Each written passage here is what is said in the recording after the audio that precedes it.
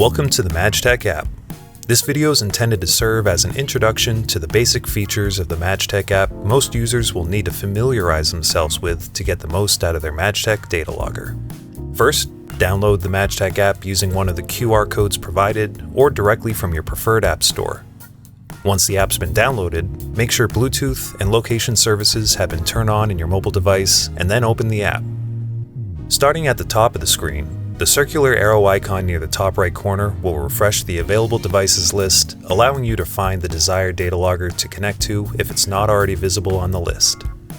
The Bluetooth logo in the top right corner is meant to indicate if the Quick Connect feature is on or off. In the center of the home screen is the available devices list, and this is where you'll be able to find the data loggers in range to connect to. If you don't see the data logger you'd like to connect to on the list, make sure your MadgeTech data logger's Bluetooth is turned on and refresh the list by tapping the refresh icon in the top right of the screen or by swiping down on the list. Moving over to the Reports tab at the bottom of the screen, here you'll be able to view and manage the list of reports generated from using the MadgeTech data logger.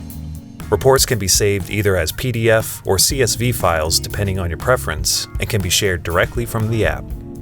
To remove a report from the Reports tab, just swipe left on the desired report and press Delete. The Settings tab is where the application settings can be configured to your preferences, and these settings are split into 4 separate tabs: General, Reports, Charts, and Notifications.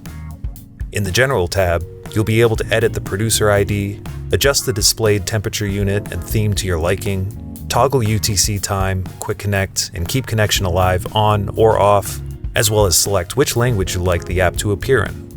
The Reports tab is where you can choose the default report format, whether or not reports are automatically generated after each data logging session, as well as how long the app will hold on to the report before being deleted.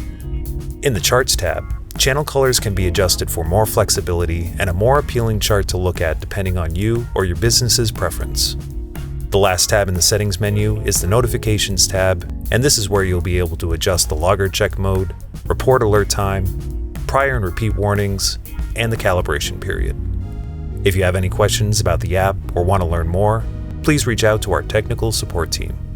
Thanks for watching.